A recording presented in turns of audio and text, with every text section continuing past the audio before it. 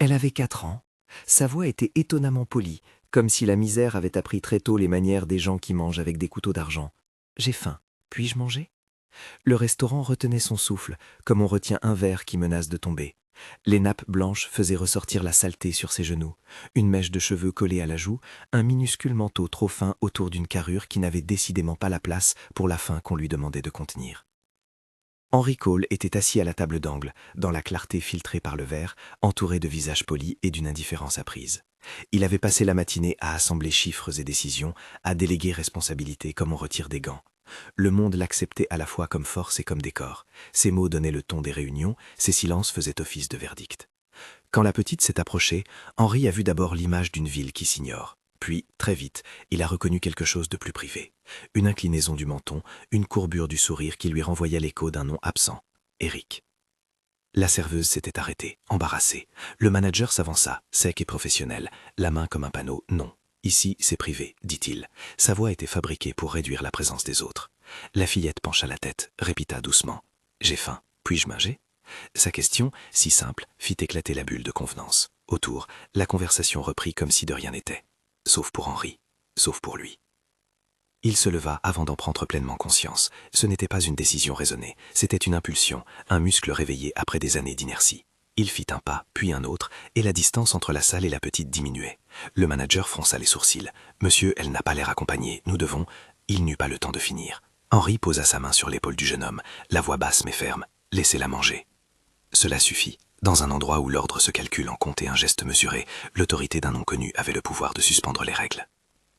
La fillette prit place en face de lui. Ses doigts jouaient avec la serviette comme s'il cherchait une texture sûre. Henry la regarda, pas seulement le visage malmené par la rue, mais la manière dont elle fixait la fourchette, comme s'il y avait une foi fragile dans l'objet. Il commanda pour elle, des pancakes, simples, chauds, un geste élémentaire, presque humiliant dans sa petitesse face à tout ce qu'elle pouvait avoir traversé. Elle était invitée à manger comme si l'on servait un roi, et pourtant chaque bouchée ramenait quelque chose de guerre royale, une respiration, un calme, la reconnaissance d'un besoin comblé. Peu après la première bouchée, un mouvement brusque. Le manager, embarrassé par la présence d'un enfant sale, fit un geste pour la repousser. Elle recula, glissa, sa main heurta le bord de la table. Un petit cri, aussitôt étouffé. Henry vit la douleur surgir sur son visage. Ce n'était rien de spectaculaire, une égratignure, un genou rasé, mais c'était suffisant. Suffisant pour faire vaciller quelque chose en lui. Il se pencha, prit délicatement la main de l'enfant et entendit très bas, comme un rappel, « Daddy ». Le mot ne fut pas prononcé comme une revendication, mais comme une nécessité, un test lancé au monde. Et dans ce mot, il y avait l'éclat d'un passé qui l'attendait comme une dette. Henry s'immobilisa. Les souvenirs remontèrent sans demander la permission. Un ami nommé Eric, une lettre qui s'était perdue, un visage parmi les ombres d'une époque dont il avait tenté de se débarrasser. Il n'avait pas pensé à Eric depuis des années. Il n'avait pas pensé qu'un visage pourrait revenir en forme d'enfant dans un restaurant chic. « Elle a 4 ans », murmura Henry au manager, ces mots soudain lointains, comme si la salle et ses voix ne le concernaient plus. 4 ans, et personne pour la réclamer. Si cette scène vous touche, racontez en commentaire ce que vous auriez fait à sa place. C'était un petit appel, presque timide, jeté au public comme une bouteille à la mer. Mais Henry n'attendit pas de réponse. Il fit appeler une ambulance, non par panique mais par méthode. Un protocole pour s'assurer qu'elle soit examinée correctement, que rien ne soit laissé au hasard. Dr Patel, qui arrivait, portait dans ses cernes la fatigue d'un métier où l'urgence habite. Elle posa des questions simples, précises, qui rendaient la vérité à la fillette comme on rapièce un vêtement déchiré, doucement, morceau par morceau. À l'hôpital, la petite resta silencieuse au début. Elle se laissa faire, plus attentive à l'odeur du savon qu'aux lumières. Henry demeura dans un coin, une main sur le dossier d'une chaise, observant, incapable de se détacher. Il ne savait pas s'il avait le droit de s'attacher. Grégory, son bras droit, était arrivé en silence, aussi contrarié que lui, mais à moitié convaincu qu'il faisait ce qu'il fallait. « On fait les choses correctement », dit-il, mais son affirmation sonnait creuse. Dans ce monde, correctement signifiait papier, procédure, consentement signé. Et Henry, pour la première fois depuis longtemps, se sentait attiré par des choses que l'argent ne pouvait tout à fait acheter. Le temps, la présence, la patience. La fillette s'appelait Mila. Quand on lui demanda son nom, elle répondit, non sans curiosité, d'un ton qui voulait tester combien la personne en face l'écouterait. Ma Rose. Il y avait une timidité dans la façon dont elle cherchait ses mots, comme si elle apprenait à se parler à elle-même à mesure qu'elle les prononçait. On nota son âge, ses vaccins manquants, la maigreur qui trahissait des jours sans repas réguliers. On fit des clichés, on nettoya les plaies superficielles, et puis vint la question inévitable. Qui est responsable d'elle? Personne, ou du moins personne qui ne puisse être trouvé immédiatement. Henri proposa son aide, pas de façon théâtrale, sans ce vernis qu'il réservait habituellement aux philanthropies calculées. Cette fois, il offrait simplement un abri pour la nuit et couvrit les frais médicaux sans demander autre chose que de savoir la vérité. Dr Patel, prudente, expliqua les étapes. On prélèverait des échantillons pour s'assurer qu'il n'y avait pas d'infection et on demanderait des analyses plus larges si nécessaire. Le dépistage ADN fut évoqué, non comme une preuve immédiate, mais comme une porte pour comprendre les racines de l'enfant. Henri hocha la tête par automatisme et son esprit jongla déjà avec la logistique. Tests privés pour accélérer les délais, consultation d'avocats si besoin, moyen d'apporter de la sécurité. Il y avait dans une poche usée de la petite une photo froissée qu'elle gardait comme on garde un talisman. Grégory la découvrit en rangeant ses affaires. Un morceau de papier plié, l'image d'un homme au sourire grave et aux yeux qui semblaient se demander s'ils avaient fait assez pour un autre. Henri la prit, la déplia. Le cliché était ancien, les bords dentelés d'une époque où les images se faisaient rares. Cet homme ressemblait à Eric, et la ressemblance plia Henri en deux comme un courant qu'il avait oublié de cadenasser. Il sentit une chaleur sourde monter à la gorge, une culpabilité ancienne qui n'attendait qu'une occasion pour se manifester. « Où as-tu eu ça ?» demanda Henri à Mila, d'une voix que même lui ne reconnaissait pas. La fillette leva les yeux, chercha un repère et pointa du doigt une direction floue. La voix d'une rue, une femme, un prénom qui n'eut pas la consistance d'un nom légal. Tasha. Tasha Price. Le nom sonnait comme beaucoup de choses, urgence, arrachement, mais aussi la présence d'un réseau aux ramifications ordinaires. Henri pensa immédiatement aux limites. Il possédait des entreprises et des fondations, des bureaux qui s'occupaient de causes et de bonnes images. Il avait l'argent, la capacité de faire bouger des montagnes administratives. Mais il n'avait jamais eu à intervenir dans la sphère désordonnée des vies privées. Cela nécessitait une attention différente, une patience qu'il n'avait pas toujours cultivée. La fillette dormait épuisée quand Henri quitta l'hôpital pour la première fois ce soir-là. Les couloirs semblaient plus longs que d'habitude. Il marcha sans se rendre réellement compte qu'il cherchait quelque chose. Une explication, un geste à accomplir, une réparation qui tienne. Grégory le trouva à la sortie, le regard durci par la fatigue mais animé d'un même élan. « On peut commencer par faire ce qu'il faut légalement, dit-il. Tu as des ressources. On peut demander une tutelle provisoire. On peut... » Il énumérait des possibilités. Henri l'écoutait, mais au fond, la question qui le taraudait n'était ni juridique ni logistique. Pourquoi avait-il laissé ce vide exister si longtemps? Pourquoi Eric avait-il disparu? Et pourquoi les conséquences de cette disparition revenaient-elles à la surface d'une manière si cruelle et restreinte? Les premières nuits, Mila dormit dans une chambre à l'écart du penthouse de Henri, une pièce qui avait toujours servi à garder des préservatifs d'hôtel pour des visiteurs importants. Maintenant, elle contenait un petit lit, une couverture à fleurs et l'odeur du liquide nettoyant qui présidait habituellement aux surfaces impeccables. Marjorie, la gouvernante, vint préparer des pancakes le matin, avec des gestes appris à force d'observer des enfants. La nourriture, encore une fois, devint acte symbolique, mais aussi premier chantier concret d'une réparation minime.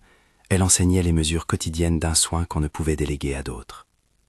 Henri fit le pas suivant qui ne se calculait pas en balance d'entreprise. Il signa des documents temporaires. Il écrivait son prénom dans des formulaires administratifs, se désignant comme la personne responsable pendant que des analyses étaient ordonnées. C'était une tutelle d'urgence, une prise en charge provisoire motivée par la nécessité médicale et la sécurité immédiate de la fillette. Ce n'était pas une adoption, c'était un abri offert le temps que la justice et les services fassent leur travail. Pourtant, en signant, Henri sentait sa vie se réarranger comme un meuble qu'on déplace dans une pièce. Des espaces libres devenaient occupés, des habitudes prêtes à être remodelées. La presse commença à s'intéresser, naturellement. Un milliardaire, un enfant trouvé dans un restaurant chic, le contraste était une offrande pour les médias. Henri, pourtant, demanda la discrétion. Il connaissait la mécanique des histoires. Elles se construisent autour de phrases faciles et des jugements rapides. Il voulut garder le contrôle sur le récit autant que sur le bien-être de Mila. Grégory envoya des consignes précises. On verrouilla l'accès du penthouse, on limitait les entrées. On prépara un message minimaliste destiné à calmer les voix extérieures. Mais il était déjà trop tard pour l'anonymat. Les rumeurs coururent, et quelque part, Tasha Price entendit les bruits. Le lendemain, alors que Henri revoyait des dossiers, il trouva un message vocal sur son téléphone, un enregistrement ancien, enfoui dans un dossier nommé Eric. Il n'avait pas écouté ce répertoire depuis des années. Les fichiers privés avaient été classés, mis de côté comme des reliques gênantes. Grégory l'avait conseillé de ne pas s'y attarder, mais la curiosité et la culpabilité tissaient désormais un filet qui le retenait. Il appuya sur play. La voix d'Eric, croulante et réelle, se fit entendre, parlant d'un voyage, d'un souci de protéger quelqu'un, d'une promesse faite sans certitude qu'elle tiendrait. La voix s'arrêta sur un rire bref, puis sur un silence trop long. La technologie rendait la trace du passé immédiate, et Henri sentit son cœur se serrer à chaque mot. Il n'y avait rien de spectaculaire dans cet instant, aucune révélation scandaleuse, aucun aveu final. Mais pour Henri, chaque seconde de cette voix fut comme un rouage qui remettait en marche une horloge arrêtée. Il réalisa combien sa vie avait été organisée pour éviter ces interruptions, les appels non sollicités, les visages qui réclamaient plus que de la compassion en un soir. Il réalisa aussi, avec une clarté froide, que l'argent pouvait acheter la sécurité, mais pas l'innocence retrouvée. L'enquête commença par des gestes méthodiques, prélèvement ADN de la fillette, vérification des bases de données, appel aux services sociaux. Henri engagea l'avocate Marianne Hayes, une spécialiste du droit de la famille reconnue pour sa prudence et sa fermeté. Marianne expliqua, avec cet équilibre professionnel qui rassure et inquiète à la fois, que le processus serait long, ponctué d'examens et d'audiences, que la tutelle d'urgence répondait à un besoin immédiat, mais qu'un tribunal déciderait plus tard de la garde. Henri, pourtant, sentait déjà l'élan d'un engagement qui dépasserait les formalités.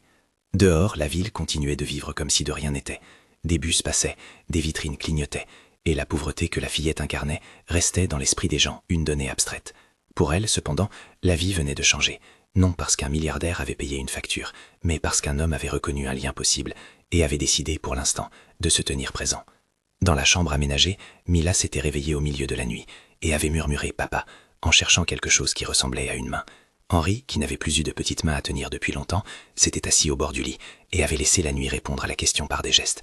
Un bol d'eau tiède, une peluche donnée, une histoire racontée à voix basse. C'était la part la plus secrète et la plus dangereuse du processus, la vie quotidienne. Elle ne s'achetait pas à grands gestes publics. Elle vint au déjeuner quand Mila demandait une cuillerée de confiture. Elle s'installa sur le canapé quand Henri lut à voix haute un livre qu'il n'aurait jamais cru entendre. Ces instants, petits et réguliers, transformaient lentement la maison froide en foyer improvisé. Il demandait du temps, beaucoup de temps, et une modestie nouvelle. Accepter de faire des choses qu'il n'avait jamais apprises, comme attacher des lacets ou faire semblant d'aimer une chanson pour la rendre moins triste. Pourtant, sous cette douceur, il y avait aussi la mécanique de l'enquête qui s'activa silencieusement. Des témoins furent contactés, des adresses vérifiées. On découvrit des traces d'un réseau qui profitait de la vulnérabilité des enfants, une chaîne de profit et de silence. Tasha Price apparut sur plusieurs fiches. Une femme dont le passé comprenait des actes discutables, mais qui, comme tant d'autres, se trouvait dans une zone grise, entre survie et exploitation. Henri, habituellement distant face à la moralité personnelle des autres, sentit une colère froide monter. Ce n'était pas seulement la culpabilité d'un système défaillant, c'était aussi la conscience que sans intervention, ses vies resteraient invisibles.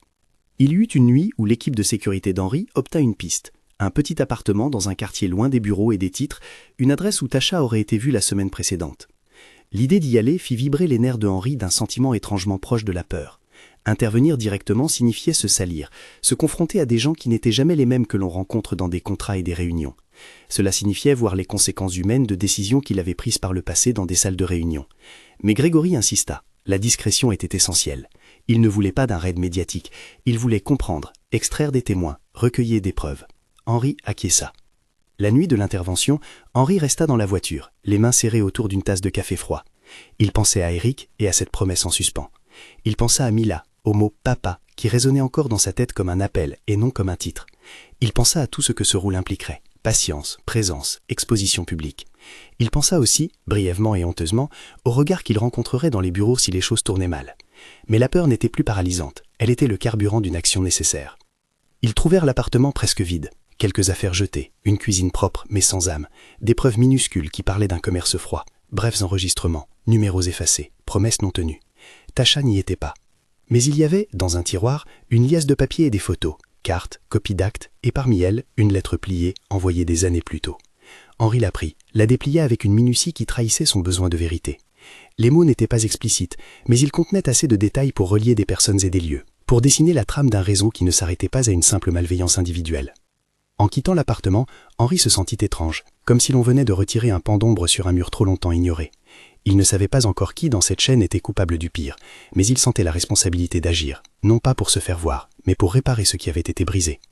Et tandis qu'il conduisait de retour vers la ville, avec la photo d'Eric qu'il portait encore contre sa chemise, Mila dormait dans une chambre où le silence avait pris la forme protectrice d'une veille. La route vers le tribunal et les procédures légales restaient longues. Les résultats du test ADN n'étaient pas encore arrivés, les audiences n'étaient pas programmées, et la presse murmura autour d'eux, cherchant une narration simple. Henri, cependant, avait commencé à comprendre quelque chose d'essentiel. La rédemption n'est pas un paravent, ni une transaction. C'était un processus construit de petits gestes réguliers, de temps partagé, et de décisions qui souvent n'avaient ni certitude ni récompense immédiate. Une matinée grise, Marianne Hayes revint avec des conseils et des précautions. « Nous devons préparer l'audience, dit-elle. Il faudra montrer que vous êtes capable d'offrir un foyer stable. Mais il faudra aussi expliquer pourquoi vous pensez que l'enfant est lié à Eric. Les tribunaux demandent des preuves, Henry, pas des intuitions. » Il comprit la dureté de la tâche. L'émotion n'était pas suffisante en droit. Il fallait des traces, des preuves, des constats. Mais l'émotion avait allumé la mèche. Et derrière elle sourdait la volonté de faire plus qu'un geste ponctuel. Il y avait des engagements à tenir, des actes quotidiens qui finiraient par peser dans la balance. Cette première phase, l'urgence, l'angoisse, l'intime qui commence à se former, pouvait sembler anodine ou puérile aux yeux du monde. Pourtant, elle contenait l'essentiel. La décision d'un homme à qui l'on avait appris à protéger des bilans et des images, de se mettre au service d'une petite fille qui ne demandait qu'un repas et un peu d'attention. Les dossiers pouvaient attendre, les signatures aussi.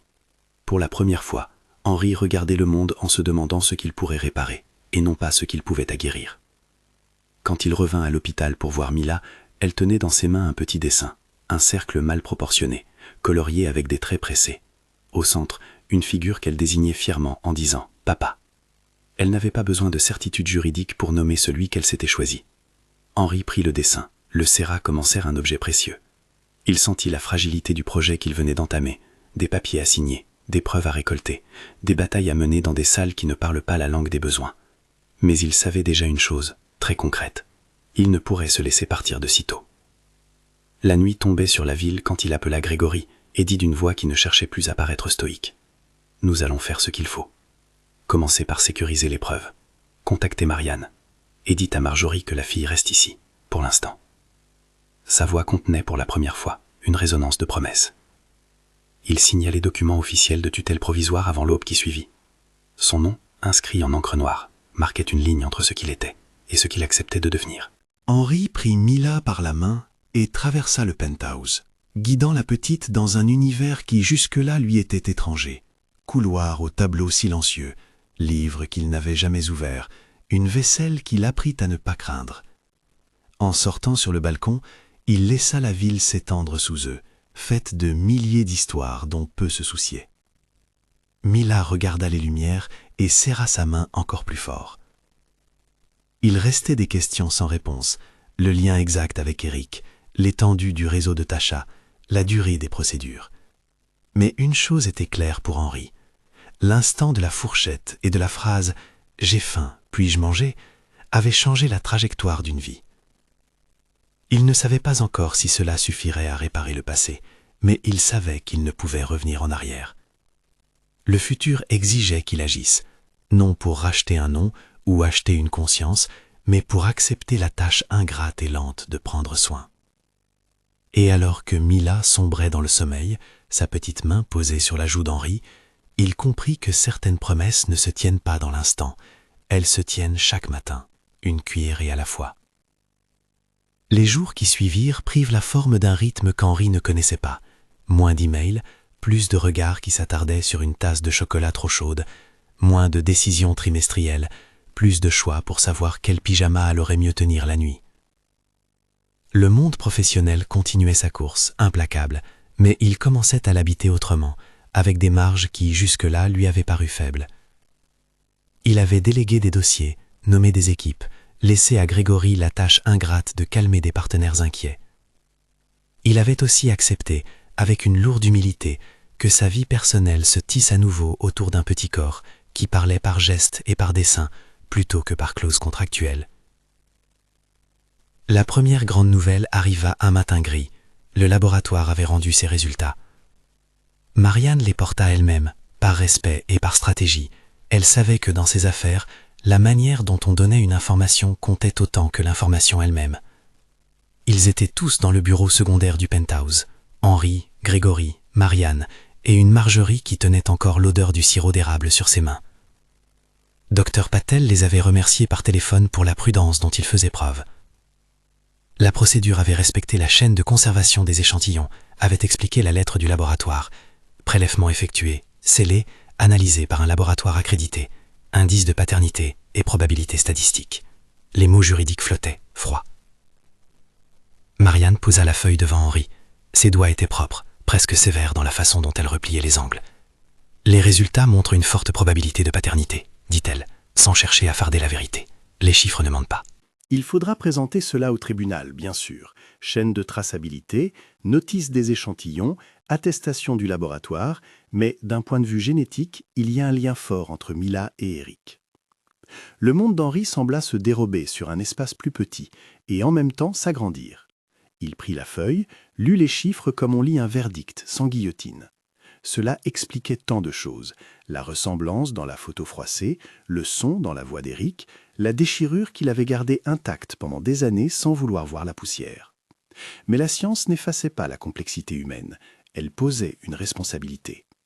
Henri sentit un picotement au creux de sa gorge, une tension qui n'était ni joie ni culpabilité, mais les deux entremêlés. La nouvelle fut déposée officiellement auprès des services sociaux. Le cas fut repris par CPS, les services de protection de l'enfance, qui ouvrent habituellement des enquêtes pour évaluer le milieu familial et le bien-être de l'enfant. Une évaluation sociale fut programmée, une assistante sociale, Sarah, se présenta rapidement, méthodique et douce, avec des carnets où elle notait chaque détail comme un pont entre la loi et la vie.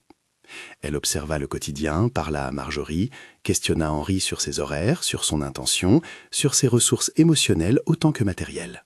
Aucun critère n'était négligé. Stabilité financière, mais aussi disponibilité affective, capacité à ménager la petite des traumas, réseau de soutien.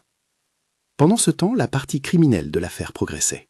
La découverte des documents au logement de Tasha, les messages récupérés, quelques témoignages recueillis laissaient entrevoir un système d'exploitation plus large, des relais, des complices, des adresses où des enfants avaient été déplacés comme des marchandises. Henri, qui avait toujours redouté de se salir les mains, accepta de travailler en coopération avec la police plutôt que de mener des actions isolées. Il comprit avec une clarté froide qu'il ne pouvait emporter Mila hors de ce réseau en claquant des doigts. Il fallait des preuves légales, des arrestations qui tiendraient face à un tribunal. La nuit de l'intervention, dont on avait parlé plus tôt, finit par arriver. L'opération fut préparée par la police locale, soutenue par des agents spécialisés, et Henri fut tenu à l'écart des angles tactiques. Il n'était pas un policier. Il accompagna cependant l'équipe aux abords, non pour diriger, mais pour témoigner du lien avec la victime, pour fournir des éléments. Grégory restait dans la voiture, le téléphone prêt, comme s'il tenait un fil qu'il aurait fallu tirer au cas où. L'opération trouva d'autres enfants, des preuves numériques et des carnets où des numéros et des noms se succédaient en une écriture qui n'avait rien de secret, mais tout de l'organisation. Tasha fut arrêtée à la sortie d'une boutique, surprise et furieuse. Elle cria, tenta de détourner la scène, mais les policiers restèrent professionnels. Les gyropes habituels des histoires humaines se répétèrent. Pleurs, dénégations, violences verbales. L'arrestation ne fut pas accompagnée d'un grand spectacle. On prit des empreintes, on saisit des téléphones, on boucla des comptes. Tasha avait des soutiens, des failles, des alibis maladroits. Certaines pièces du puzzle coïncidaient, d'autres restaient floues. L'opération permit cependant de démanteler un pan important du réseau. Des arrestations supplémentaires suivirent, d'autres mises en cause furent identifiées. Mais, comme toujours, la justice n'était pas un coup près. Elle était un processus long, constitué d'appels, de négociations et d'audiences où des vies étaient pesées. Au tribunal, la première audience pour la tutelle permanente fut une scène de vérité froide et lente. Le tribunal familial avait ce parfum particulier. Bois poli, dossier empilé, voix qui cherche l'équilibre entre l'affect et la loi. Marianne plaida avec précision, apporta la preuve de la filiation potentielle, présenta les résultats ADN dûment certifiés et démontra l'inscription d'Henri comme tuteur responsable pendant la période d'enquête. Le représentant du CPS, Lenny, témoigna sur les conditions de Mila, sur la nécessité d'un environnement stabilisant. Dr Patel expliqua les soins effectués et la fragilité nutritionnelle initiale. Mrs Cynthia Holloway, directrice de l'école où ils avaient provisoirement inscrit Mila, témoigna sur la manière dont la petite s'adaptait aux règles et aux autres enfants. Elle avait, dit-elle, une manière de regarder qui posait déjà des questions sur le monde. En face, la défense de Tasha, harcelée par les preuves et la presse, essaie de déplacer le débat sur les motivations d'Henri. Pouvait-on vraiment laisser un milliardaire prendre la pleine garde d'un enfant? N'était-ce pas un geste d'opportunisme médiatique? Trevor Wills, plus discret, laissa tomber quelques notes au sujet d'intérêts d'image que la famille Cole risquait de mêler à tout cela. Des soupçons de manœuvres financières furent insinués, comme si la rédemption d'un homme riche devait être analysée sous l'angle du profit. Henry écouta. Il sentit la salle le jauger de la manière la plus sans phare. Avait-il réellement changé ou jouait-il un rôle? La question le frappa comme un courant électrique. Il se souvenait de la réponse qu'il avait faite une nuit, de sa promesse faite à lui-même, être là, chaque jour. Dans la salle d'audience, cela prit la forme de témoignages concrets. Marianne rappela la constance des visites, la mise en place d'un plan de soins, la stabilité d'un foyer qui n'était pas seulement matériel. Marjorie, présente, confirmait la routine, repas réguliers, lecture, jeux. Grégory attesta de la mise en place d'un système de soutien, counseling pour Mila, rendez-vous réguliers avec Dr Patel, professeur particulier pour combler les lacunes. Lenny conclut qu'en l'absence d'une famille biologique disposée et localisable, l'intérêt supérieur de l'enfant penchait en faveur d'une garde stable offerte par Henry, sous réserve de contrôle. Judge Margaret Fulton, implacable mais équitable, prit le temps de poser des questions directes, plus intéressée par les actes que par les déclarations. Elle demanda à Henry s'il comprenait que l'engagement serait long, made-up de quotidienneté monotone et d'épreuves impromptues, si sa vie professionnelle lui permettrait réellement de tenir la permanence, si enfin il était prêt à voir sa sphère privée exposée. Henry répondit simplement « oui ». Ce mot, bref, avait la solidité d'une promesse tuilée d'incertitude. La juge, après avoir examiné les documents et entendu les parties, accorda la garde permanente, sous condition. Évaluation régulière, rapport du CPS, accès réservé aux autorités pour un temps donné et un plan d'accompagnement psychologique pour Mila. Elle signa la décision et le marteau ne clapa pas comme une victoire triomphale, il tomba comme une responsabilité qui venait d'être officialisée. La première fois qu'Henry annonça la nouvelle à Mila, il n'utilisa pas de mots techniques. Ils étaient chez eux, dans la petite chambre qui avait déjà connu plus de rires et de larmes que certaines salles de réunion de sa vie entière. Elle jouait avec une peluche qui avait fini par s'aplatir sous ses caresses. Henry s'assit à côté d'elle, prit sa main. « Ils disent que tu peux rester ?» murmura-t-il. Mila leva la tête, ses yeux cherchant la solidité dans le visage. « C'est comme une maison ?» demanda-t-elle. Henry sourit, le cœur se fissurant légèrement d'une tendresse qu'il peinait à contenir. « Oui, chez nous. » Elle ne comprit peut-être pas la portée légale de la phrase, mais elle comprit la chose essentielle, la promesse. La reconstruction du quotidien fut lente et faite d'un certain nombre de bourdes et de réussites modestes. Il y eut des jours où Henry, fatigué, oubliait de préparer le sac de l'école. Il y eut des rendez-vous manqués, des pleurs quand la peluche se perdit, des crises de colère quand Mila, comme tous les enfants qui ont vécu des privations, testait les limites. Mais il y eut aussi des victoires. La première fois qu'elle prononça un mot nouveau, le premier ami qu'elle se fit à l'école, la première fois qu'elle dormit sans se réveiller en hurlant. Henry apprit à attacher des lacets, à faire des pancakes qui n'étaient pas parfaits mais qui avaient l'avantage d'être partagés. Grégory l'aida à repenser l'agenda de ses réunions, Marachang accepta d'assumer un rôle plus visible dans l'entreprise, ce qui permit à Henry de réduire ses heures au bureau. Ce ne fut pas un renoncement dramatique, mais une réorganisation patientée et pragmatique, une délégation, une nomination.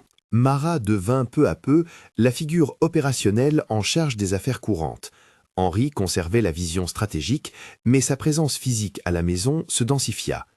La transformation publique eut ses propres difficultés. La presse, d'abord curieuse, scrutait les moindres gestes. Henry dut apprendre à répondre avec retenue, à ne pas instrumentaliser l'histoire de Mila.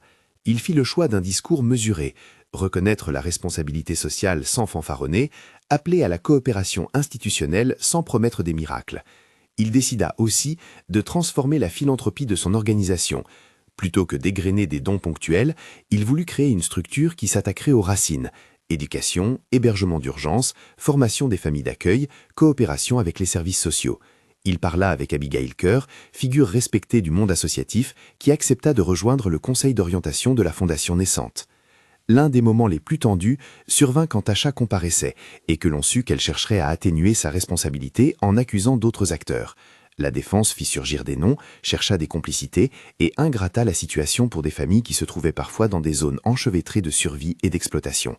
Marianne, avec une prudence professionnelle, rappela au tribunal la distinction entre ceux qui commettent des actes délibérés d'exploitation et ceux qui, par pauvreté ou négligence, se retrouvent complices d'un système sans le maîtriser.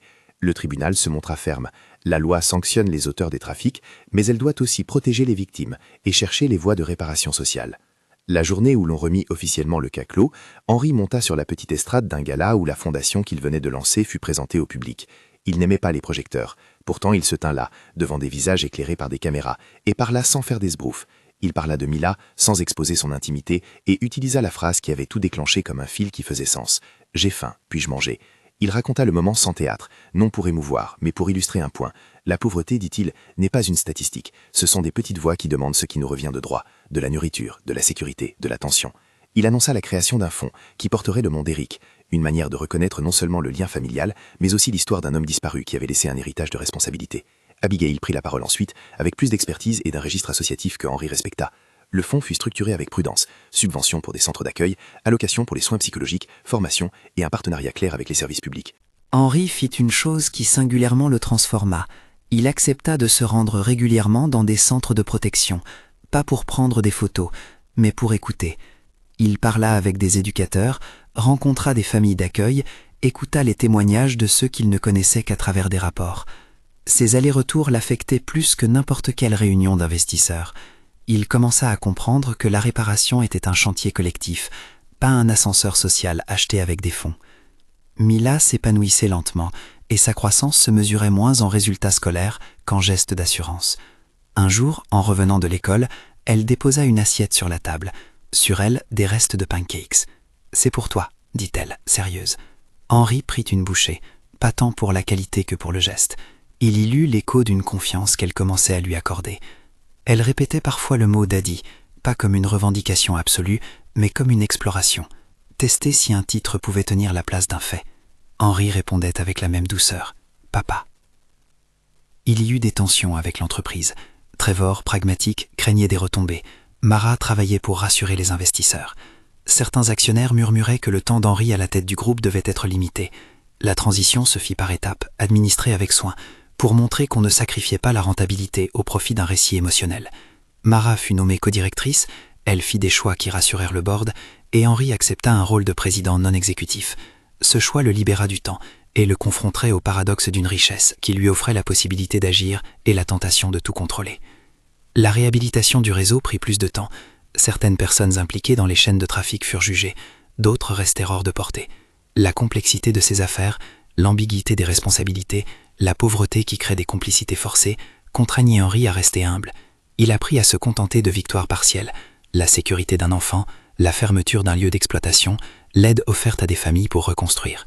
La loi ne résout pas tout, mais les actes, petits et continus, finissent par dessiner un paysage différent.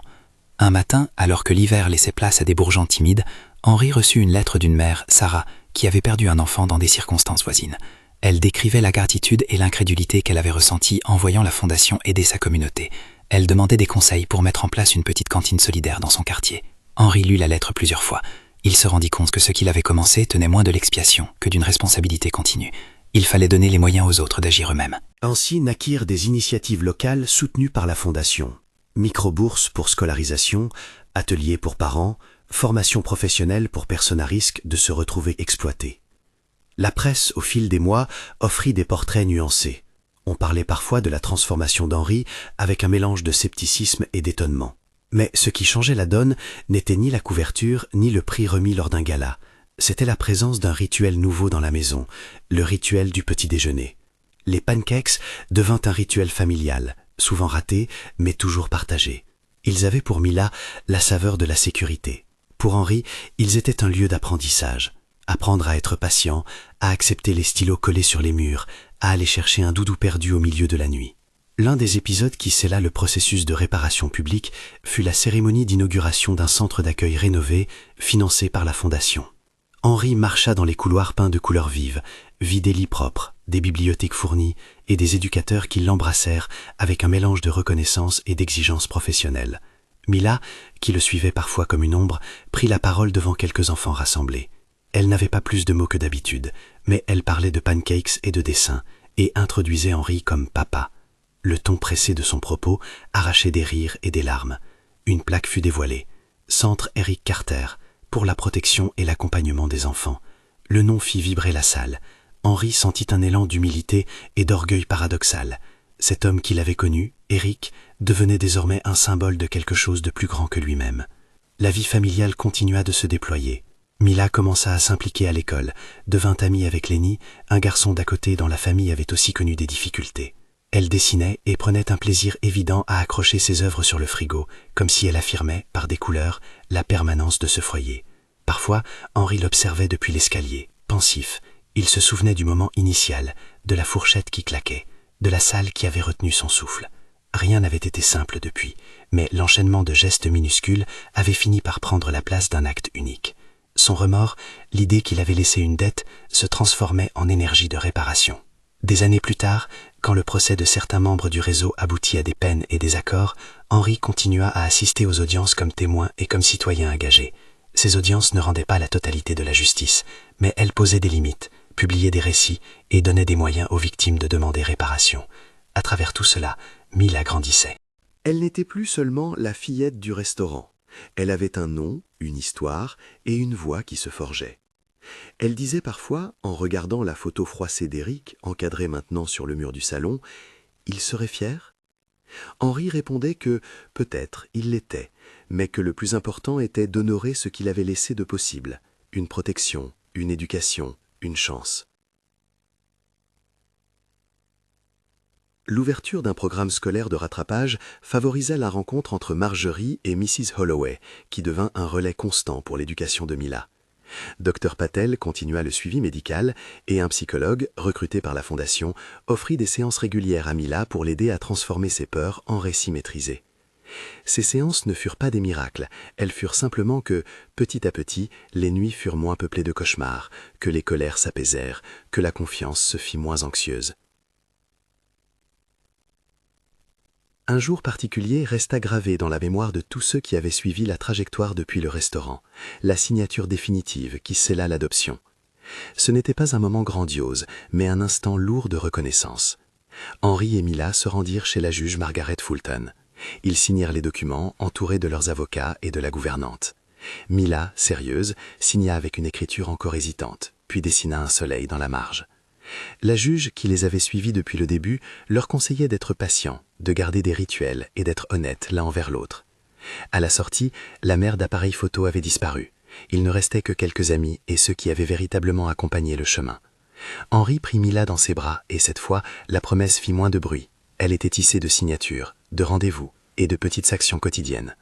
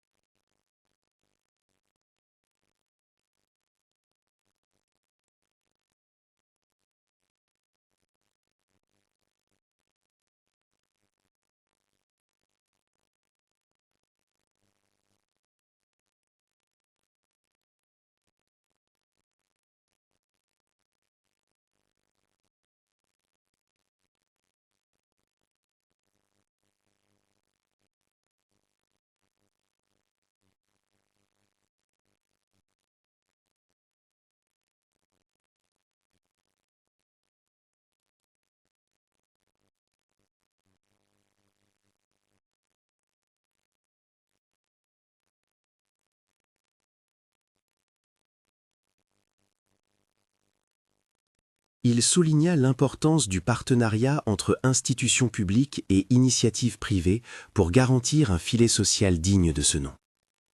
Le dernier plan que l'on garde d'Henri et de Mila, l'image qui boucle le récit, n'est ni dans un tribunal ni dans une salle de gala, mais dans un coin intime de la maison. Une petite table de bois, marquée par des crayons et des gommettes, porte maintenant une photo.